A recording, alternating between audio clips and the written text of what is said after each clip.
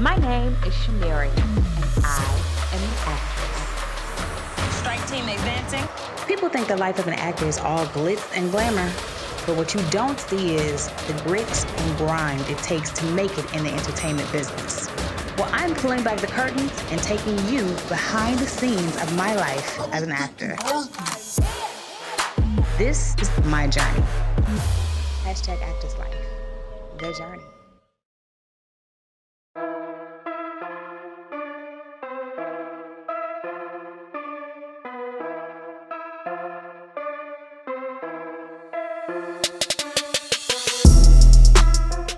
As an actor, you have to be a hustler, always on the hunt for that next opportunity or the next gig.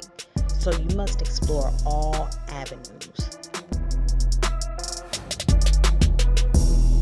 You have to re-energize yourself. You have to stop and think, what can I do that doesn't depend on someone else saying yes to me?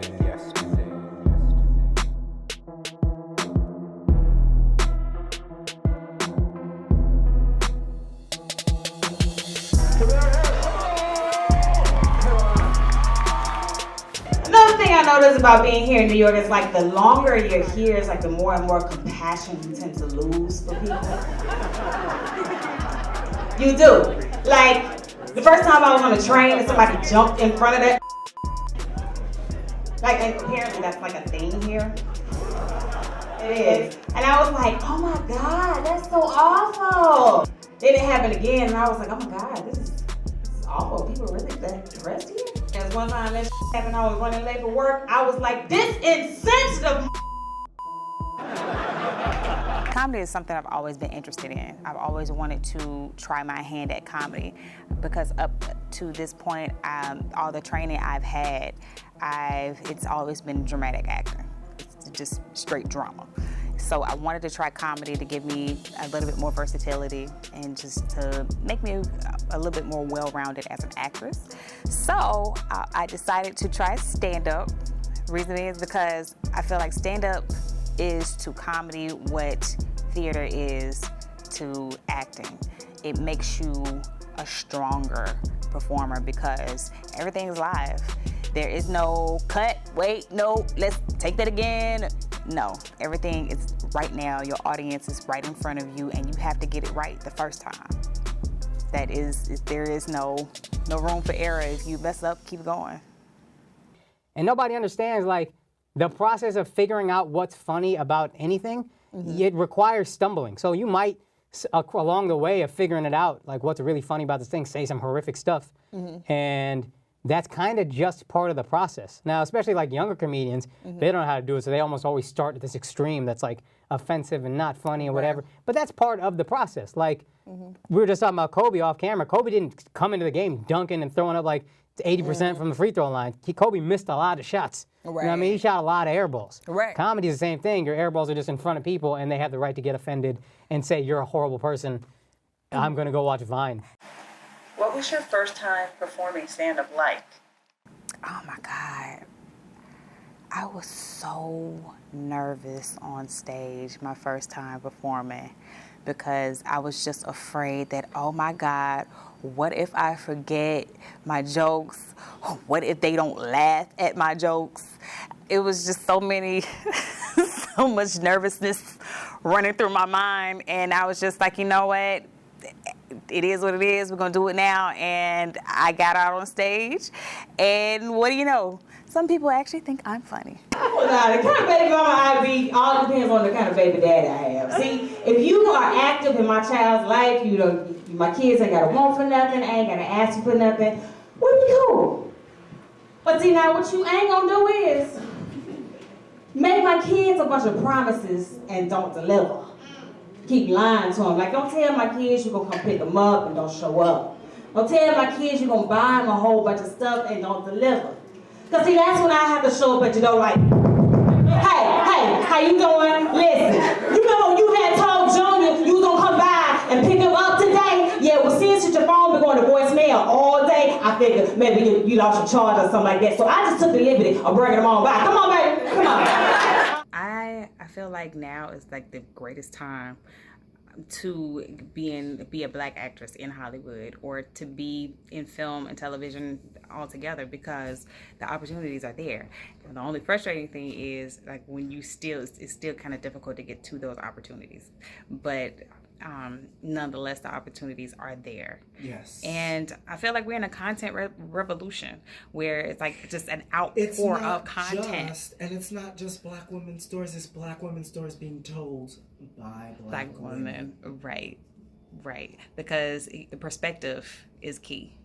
Because it's funny how our ideals or our perception of ourselves is shaped by people of other races, and it's crazy because like when we look within, it's like, well, no, actually the perspective is this. Right. And we're afforded opportunities to do that.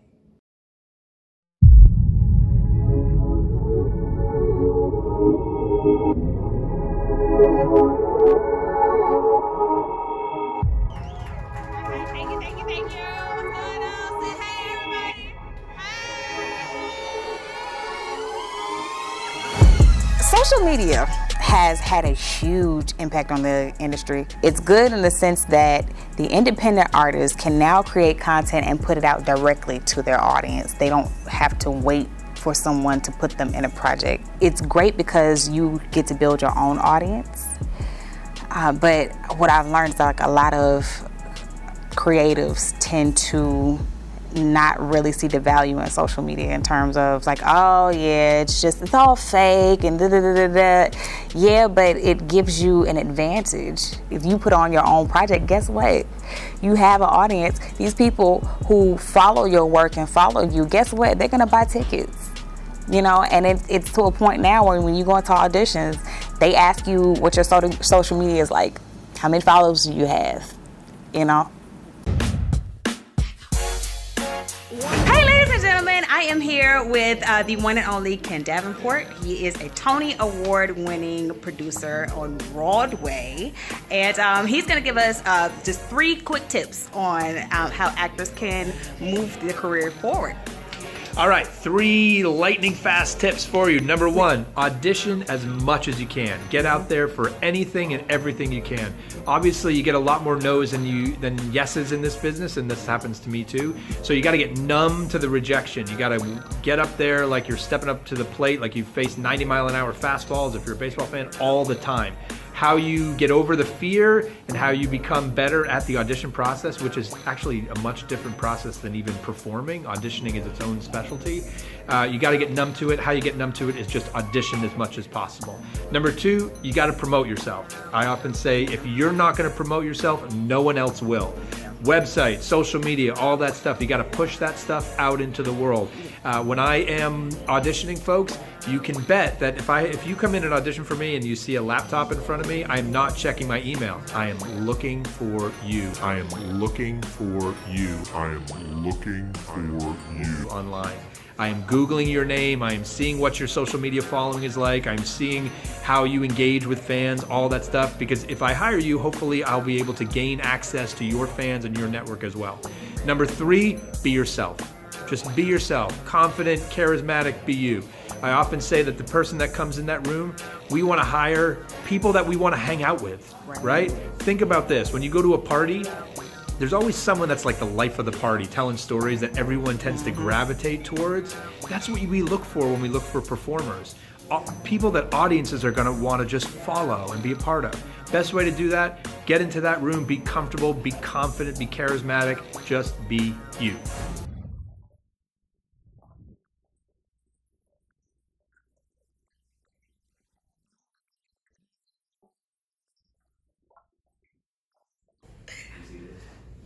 So if we can start from the top, I had to do some makeup. In a low lit bathroom. Right. Gotta check under the light. I think so. I think it looks okay. I think I might need a little more blush. Okay. See Black Queen. See the brother man, you know what I'm saying? That's Head Black right there. You know what I'm saying? Say what's up to the people. Head Black. Sitting here at the round table. Say what's up, director. Hi. See, this is what I mean. The Black woman community has been trying for years to sit down with this community, but they're too busy on their phones, always want to text and never want to talk face to face. What do you mean, this community? Woman, put that phone away. Yo, sorry, I do it for the clout, okay? I need to let the people know that my fit is fire and that I got that Fashion Nova discount code. See, we are losing more and more Black women because all they see is this foolishness. Oh, who you calling a fool? You are giving all Black women a bad name by the way you dress, the way you act, and the way that you conduct yourself. There is a time and a place to get ratchet and lit, but not every day. What I love most about acting is delving into the character work of it all, and being creative, also looking into myself, what I bring to it, how I can relate to it, and sharing someone's story. It was just, Why'd you get pissed at him? It's gotta be personal, that's too general. No, Why'd you kill him? Your first husband. What does marriage mean to you? because he... What is marriage to you? Cindy, what is marriage to you? Marriage is the commitment I didn't have from my father. Okay. Well, okay. He betrayed me in the biggest way. How? Oh, stop talking for her, Deshaun. You in a corner, you know? How did he betray you? Because this is good. Now we building. How did he betray you? Exactly. If you don't know the answer, say you don't know yet. It was a sexual assault. So your father sexually assaulted you, and your husband, who has a right to have you, when your husband touches you, it reminds you of your father? Okay, what kind of touch is it? It reminds you of your dad. But that's the confusion. Because a man who's supposed to love me, my first example of a man, for him to touch me, that's supposed to, it's confusing. How is it confusing? But then if it's the touch that triggers you, that makes you want to kill your husband, then what is the touch? It's a very specific and personal thing with you. It has to be something within her or in you who's playing Cindy that triggers it. It's a touch. If it's the touch, I can get that. That makes a lot of sense to me. Because everything we do is from a psychological perspective. We are who we are because of our historical discourses. So if your father, the first man, your first boyfriend, your first love, male love, have betrayed you somehow because he touched you a certain way. So when your husband touches you this way, it triggers and it goes somewhere. But usually it starts with an argument and then you kill him. You just don't kill him straight out, which means what? What acting has taught me about life is being more compassionate and not being so judgmental, not being so quick to judge people, because everybody has a story. Everybody has a story. Everybody has a journey that they're on. And rather than judge someone for being how they are, or, you know, even if they're cold or callous, it comes from a place. It didn't just come from anywhere, you know? It's kind of like playing a villain in a superhero movie. A villain doesn't know he's a villain. From his perspective, he has an agenda and he's determined to see it through. And for most people, that's the way they see it. So rather than judge, try to understand people, why they do what they do.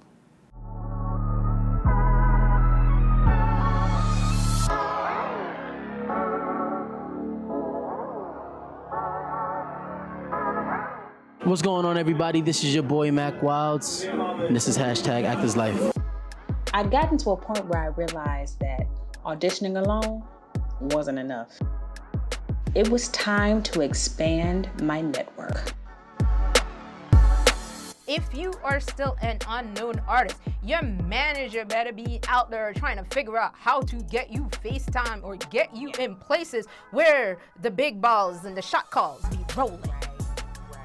They can't just be sending you out all like, yeah, you gotta get some money. So in the time you're side hustling, going on this little gig there and here, they're supposed to be developing you as a talent. So are they getting you into the room? Or at least getting you to places where you could be hanging around with the A-list types? Which is like hanging.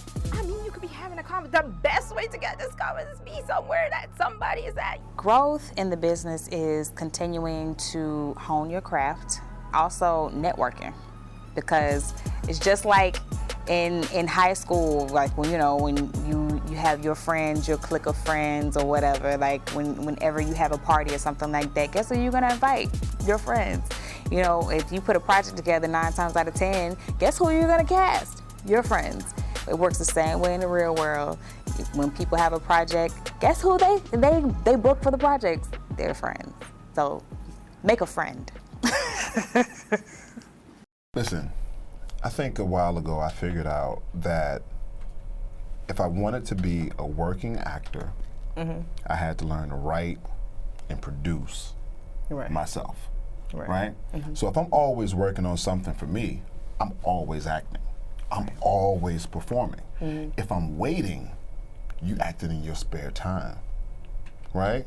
So a lot of us don't come to New York and first job, second job, we get like a series regular on a role or a strong recurring character. We end up, getting little bit pieces, but when you look over a body of work, you're like, wow, I got like 10, 15 things, but it was over like 10 years. The average is like 1.5 a year. So if you've only worked that little time, you're acting in your spare time, you're really a bartender. Right? You're really a caterer. Pretty much. So if you start writing the roles that you want to be in, and then do your own work, whether or not it gets out. Like if it gets out, it gets out. If it doesn't get out, it doesn't get out, but you're working. Like I'm acting every day. I'm thinking of a character, I'm building a life, I'm creating a world. I'm doing this every day and I feel like an actor. So when I don't book a role that I know I was supposed to get, it was like, well, the role that I wrote, I'm gonna book me every time.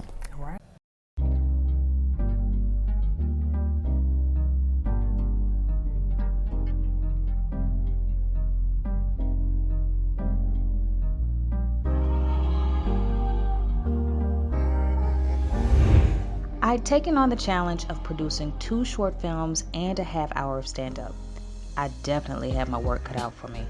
So the first step is getting my script together, and the second step is financing projects. Funding is a challenge for many artists and filmmakers, but there are a variety of options available. There's crowdfunding, which uses online fundraising campaigns such as Kickstarter, GoFundMe, and Indiegogo, just to name a few. There's also the option of grants, loans, personal financing, and investors. To help me examine which option is best for me, I'm meeting with Emelyn Stuart. Emelyn is a businesswoman and entrepreneur who knows all about fundraising and how it's done. Emelyn is the owner of Stuart Cinema and Cafe. She is also the founder of the October Film Festival. She is also a huge supporter of independent filmmakers, so I'm looking forward to her advice. First and foremost, thank you so much you're welcome. for being with me. I really appreciate it. What kind of options are available for filmmakers when you're looking for money for their films?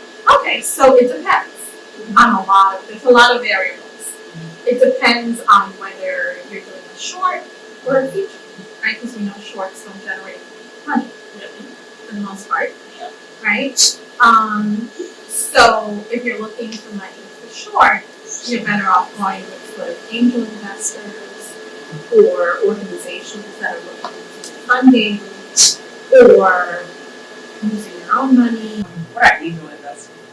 So angel investors are people who invest and not necessarily they want a return, right? But if they don't, it's okay. They're willing to take more risk, and a lot of it is about, so you have to find people who are interested in the topic. So I'm into women's rights, right? So if somebody approaches me with a project about women and women's rights and things like that, I'm more likely to get involved. Right. And to put up money. As opposed to if somebody's doing something about dogs or cats or animals or whatever, if that's not my thing. So you really have to find someone, if you're going to do a short, somebody who wants to get in the game. Sometimes sometimes producers don't have credits or don't have enough credits or are just looking for something to do that's going to help, that's going to look great on their reel, on their resume, or even actors. So a lot of times you can go that route to try to get funding. There are grants. There are so many grants that nobody knows about. So I think that if you're starting off as a new filmmaker, you should make a short film or a teaser or a reel or whatever it is you're going to do with whatever you have at your disposal. Because if you wait for somebody to give you money, it may not happen. Because you have nothing to show. You know, it's like if you go to the bank but you have no credit, right, and no collateral, it's not. People don't realize it's the same type of business transaction. And there's different ways to get money. You can approach investors. So how do you find investors? Right. So investors, I think today mostly comes in the way of production companies. So if when you think about companies like A24, some of these companies that did, Parasite and have done some of these films. So you look for a production company that has done films similar to what you're trying to do. And a lot of times they will fund and produce the films. So looking for a production company that will help you to produce the film is probably the best way to go because they have an infrastructure in place to make movies. And people think, oh, well, who am I going to go to? Am I going to go to a major studio? But there's lots of small production companies making movies under $25 million that are open and looking for new projects because they also want the next hot thing. And if you can go to them with experience that you have, if you've won awards, they matter. People think, oh, it's film festivals, it's such a pain, and I go and they show my movie and I don't really get anything out of it. But there's something valuable about being able to call yourself an award-winning filmmaker. If there are other ways people can invest without. Yes. So when you watch the credits of the movie and you see those 25 producers, right? Because you don't just need money. You need people with access to different things. So sometimes if I come on as a producer, it's because I'm bringing distribution. So I'm not giving you a check. Right. But I'm the part that's going to bring the money. Right. Yeah. Right? So I think filmmakers make the mistake of only looking for cash. If you find a producer that can link you up with distribution, then you can get the money. Right. But you need that producer first. Right. You need that investor first who's going to invest in that way. And whether they get points on the back end or whether they get written into the budget, you need that. And I think we just think like, I just need money. Right. I just need the money. Just give me the money. Right. That's all I need. And then let me go do my movie. Right. Yeah. Right. But look for people to become producers that can invest other things. There's people who can invest in locations because they're real estate. So they can get you every location you need. Right? So now that's a line item that you don't have to worry about per se. So that lowers your budget. Right. If you get somebody who's willing to donate the distribution aspect of it, and that's what they're going to contribute. So they're going to have the meetings. They're going to help you put together the pitch deck. Right? It costs several $100s to get somebody to do, a show Bible for you. Right? Because you need a Bible if you're trying to pitch a TV show. Right? The Bible costs money. So, if you get somebody who will do that for you for free, they're investing their time. So you need different types of people. So I'm gonna wrap this up. I don't want to hold you up all day, but thank you again so much. And just one other thing, like what words of encouragement or advice you have? Not just for me, but for filmmakers out there. Yeah, the word no is not an answer to your question. No. When somebody says no, That's not the answer. Go somewhere else. That is not the answer. I think sometimes we hear no and we're like, oh well, yeah, I guess I have to do something else or something will happen. I'm gonna have to wait. That's not an answer. You hear no, that's not for you. Right.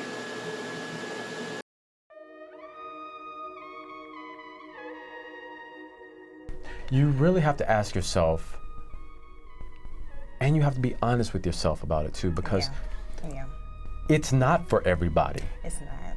That's just the reality. That's the reality of it. It's not. And you have to dig into your truth and be honest about, is this what I really want to do? Is this all I want to do? Is this the thing that drives me? Is this the thing that gives me life? Is this the thing that brings me joy?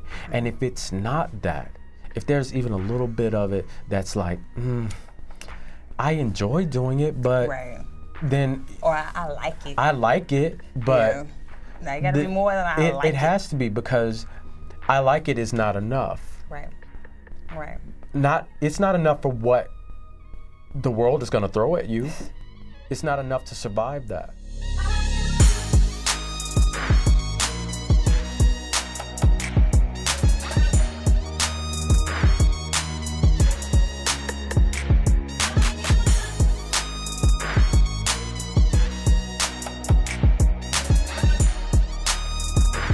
Next time on #Actors Life, The Journey. We'll go at the end of this year, do a nice event, close out the year, you show your 2 short films, do a half-hour stand-up. Now to the coronavirus. Coronavirus officially hitting the U.S.